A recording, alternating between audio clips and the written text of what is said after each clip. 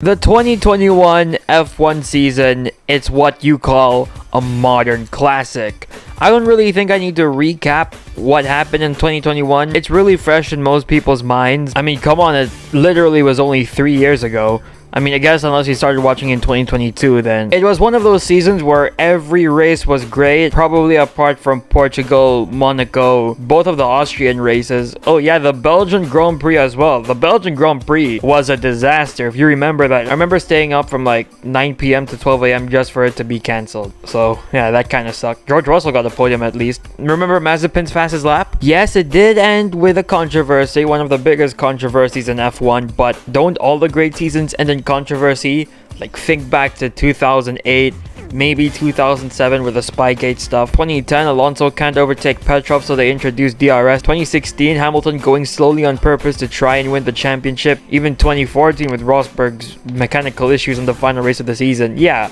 controversy. Oh, and 1994 as well, with Senna's death and Schumacher crashing on purpose to win the championship happening in the same year. So, there you go.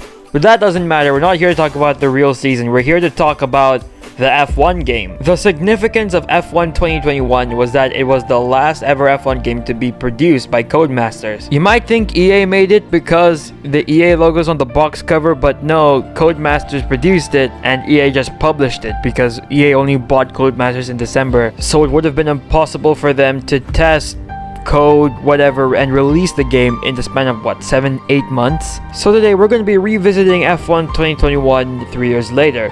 And in the words of Fabrizio Romano, here we go. Can't so beat it. That just beat it. Woo! So we have loaded up in the F1 2021 menu with Leclerc, Verstappen, and Hamilton. And here's the menu. They brought in a white aesthetic. I think it was a nice break because all the other ones have been dark. Well, apart from F1 2016. And as you can see, 5 seasons of career. I think this is the deepest I've been into career mode. We'll take a look at that later. You can see there's Charles Leclerc and Williams. I think that explains to you why he's in Williams in my F1 22 career mode videos. And also Breaking Point, the first F1 game with Breaking Point. Maybe we'll do one chapter of that. I barely touched Breaking Point because I watched it in full on YouTube. So we're going to be looking at the cars because 2021 had some pretty good looking cars. Now first we have the Mercedes W12. Now believe it or not, this car was pretty much evolved from the W11, and this is pretty much the W11. The W11 no longer exists, which is sad. So the next time you see these TikToks of people saying they see the W11 in what, Dubai or some crap, just let them know it doesn't exist anymore. I mean, I have one in my bedroom though. Remember everyone was talking about this at the time? AMG. They removed the stars, which I think is actually a nice change. Looking back, I actually quite like the AMG. I know, call me tasteless. I still like the W11 more because it's a much cleaner look, but this look is just more, it's more eye-catching. And if you can see there, the Niki Lauda star is on the headrest instead of the engine cover. Now, for most of the season, I'd say it was equal to Red Bull. Sometimes Red Bull was better, sometimes the Mercedes was better. Like for example, in Bahrain, I think definitely the Mercedes was better, but then you head over to Monaco and that's where the Red Bull was better. I think we can all agree towards the end of the season, this was definitely faster. Sad Lewis didn't win his 8th, but Verstappen definitely deserved his first championship there. A bit disappointing season from Bottas, but it wasn't as bad as his 2018 campaign. But hey, at least he won in the Turkish Grand Prix, and also did some bowling in Hungary. So yeah, W12. Next, we have the Red Bull RB16B. If you notice anything different about this car to the previous one, you can see there's no more Aston Martin sponsors, and there's not really that much difference. The main difference between the 2021 cars to the 2020 cars, you can see the floor is curved in, whilst the 2020 cars, the floors are boxy. But yeah, this pretty much looked the same as all the other Red Bulls. I'm not gonna recap Max Verstappen's season again. Go watch the Verstappen tier list video.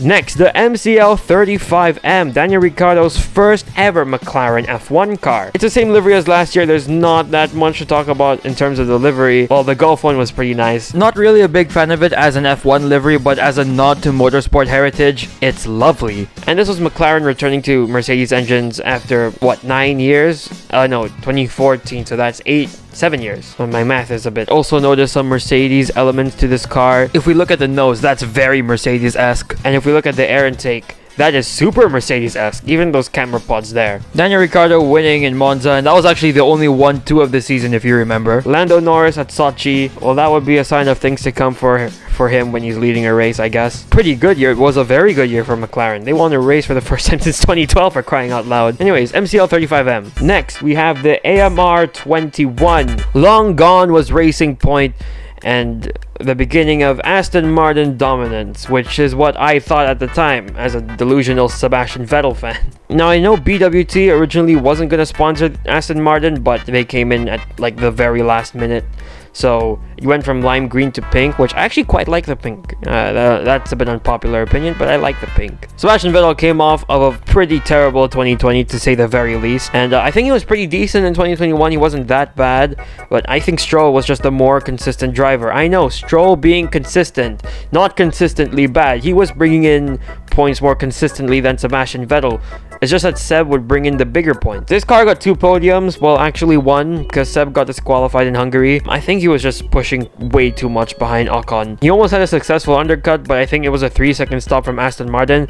So I guess if it was like a 2.2 or 2.4 stop, he would have won that race and not been disqualified. AMR 21. Okay, this video is going to be way too long if I continue at this pace, so I'm just gonna quick fire the rest of them. Now we have Alpine. Fernando Alonso got his podium in Qatar, first podium since 2014. Esteban Ocon won the Hungarian Grand Prix, and like I just mentioned earlier, beautiful livery, their best livery since entering as Alpine, and it was a pretty decent season from them. And also Alonso Hungarian defense. Ferrari had a pretty decent 2021, getting 4 podiums, I believe. Carlos Sainz had 3 and Leclerc had 1. That British Grand Prix drive from Leclerc was something else though, I'll give him that. The car did look pretty good without the ugly green Mission Winnow thing, and the front nose looks a bit strange, but I still quite like it. And they finally got rid of Hublot and brought in Richard Mille. Insert Nico Leonard clip here. You don't give anyone a Hublot, and definitely not a kid. Leclerc had 2 poles, but he couldn't convert both of them. In fact, he didn't even start the Monaco Grand Prix because he had a gearbox issue, because the gearbox is connected to the suspension and stuff like that. SF21. Next, the AT02. Yuki Tsunoda's rookie season, he didn't really do that great, and he was crashing almost every other weekend. Gasly was just carrying AlphaTauri on his back, and he even bagged the podium in Azerbaijan, and that's well deserved. So yeah, AT02. I do think the AT01 looks better though. That's pretty unpopular, but that's just my opinion. That's just how I feel. Anyways, next car. Next, we have Raikkonen and Giovinazzi's last ever F1 car. Beautiful looking car. Terrible performance, however. Kubica replaced Raikkonen for 2 races, Monza and Zandvoort, because Kimi had COVID, and Raikkonen retired on his last ever F1 race. So it seems like Raikkonen can't leave a team properly, because in 2009 Ferrari were just crap. In 2013 Lotus couldn't afford him, so they replaced him with Kovalainen for the rest of the season, if I'm not wrong. And then in 2018, he also DNF'd in his final race with Ferrari. So yeah, C41. Oh no.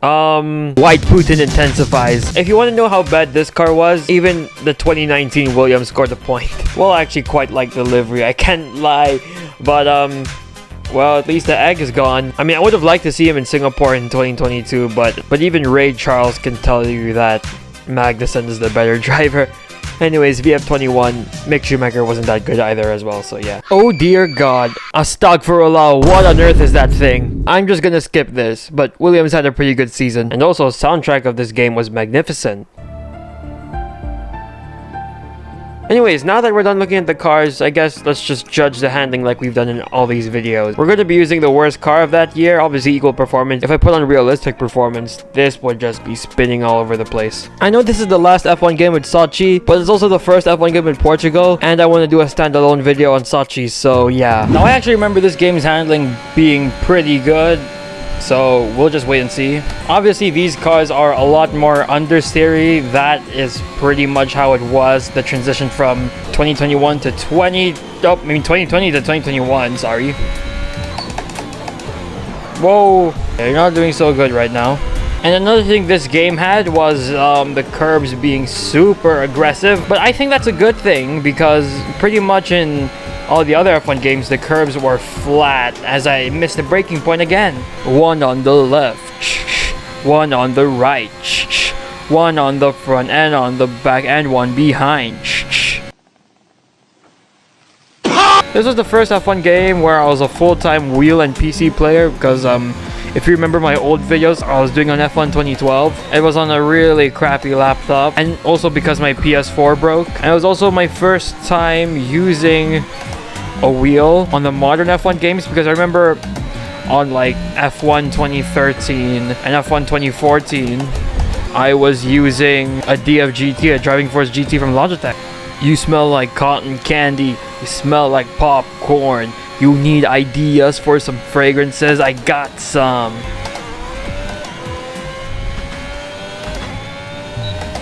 Oh, I thought I was gonna get an invalid lap there, so never mind.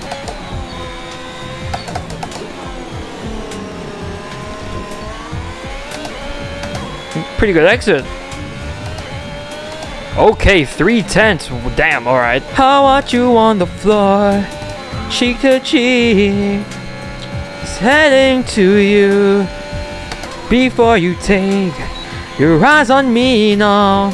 Alright, 118.3. Was that pole? I don't know if that was pole. 49,000 in the world. That's terrible. Anyways, time to go in the race. Seeing as this was the first Saudi Arabian Grand Prix, let's just use Saudi Arabia. And the winner of that race, Lewis Hamilton. And that was also my favorite race of that season. Alright, Crofty, where are we starting on the grid?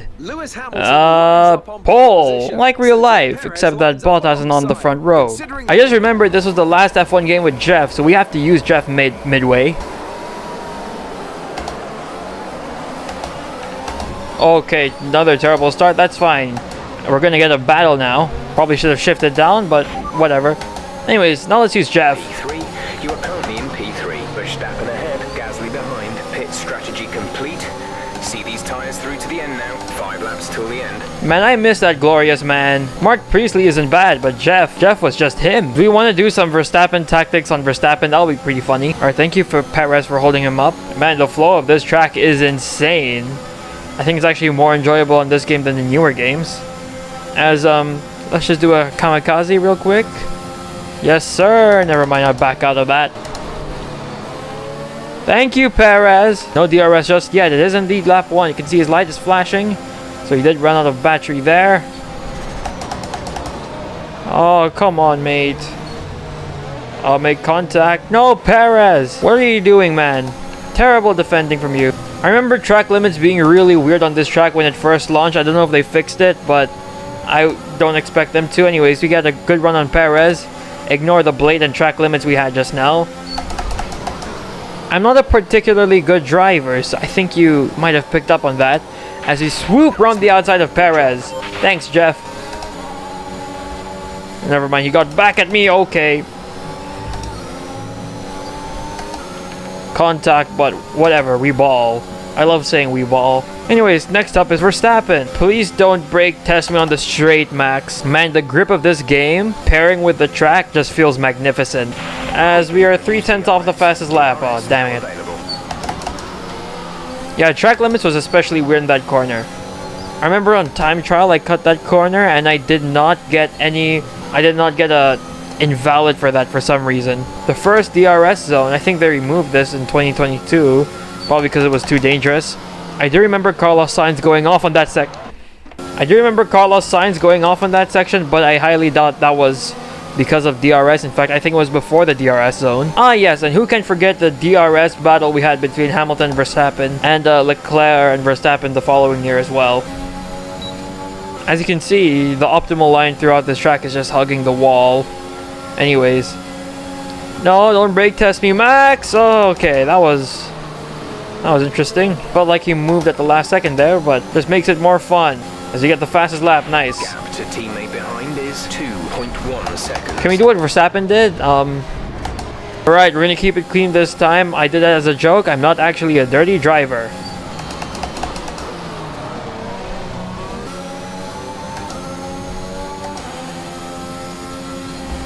This section is completely flat on F1 24 now, so yeah.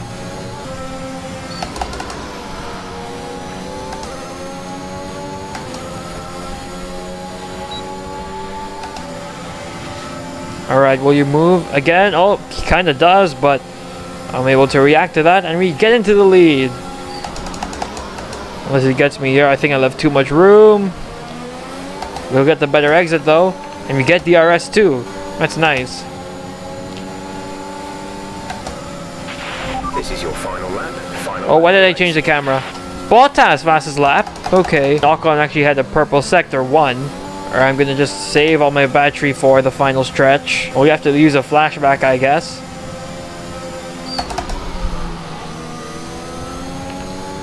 And stay clear of the curb.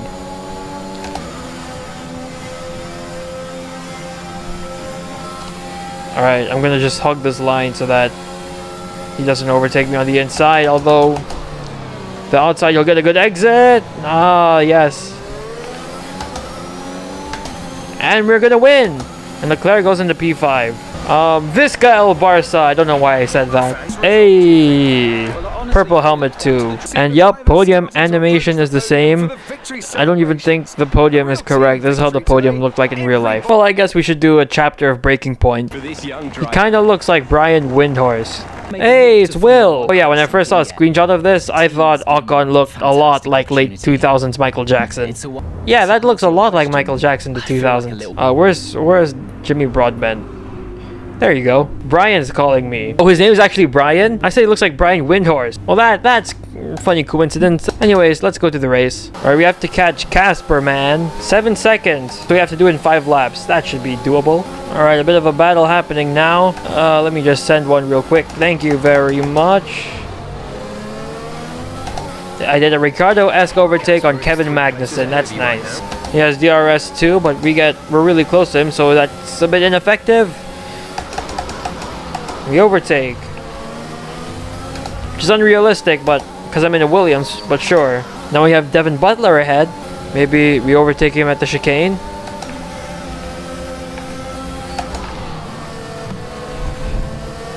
I think I ran over a bollard, that's fine. Bit of a switch. We're up into P11. Brilliant. Nice move.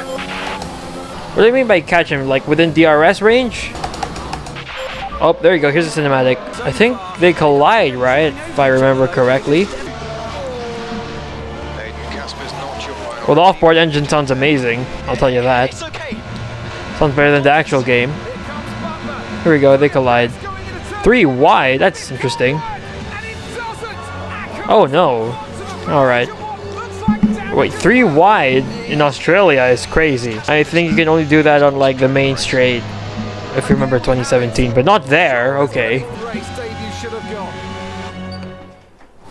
think we have wing damage. Alright, so I don't really care about finishing this thing, so let's get into the conclusion of this video. So what do I think about F1 2021 in 2024? Well, it still feels like Codemasters at its core. It doesn't feel that EA-ish. I mean, there was Bitcoin, but it wasn't really that in your face. And yes, this was the last game developed by Codemasters, like purely Codemasters, because obviously they still develop the new games. EA just throw their stuff inside, but this was the last one that was purely Codemasters, and I think they went out with a bang. I think graphically, this is the best looking F1 game ever. I know I used to say it was F1 2018, but looking back, the reflections in this game look so much better than F1 2018, and it doesn't look as cartoonish as 2019 and 2022. So that's it for today's video. I will be leaving a poll on the community tab for which F1 game you want me to revisit next month. So I'll just make this a monthly series because last month was F1 2020 and then I think May was F1 2017. I skipped June because I was on holiday. Anyways, thanks for watching and goodbye.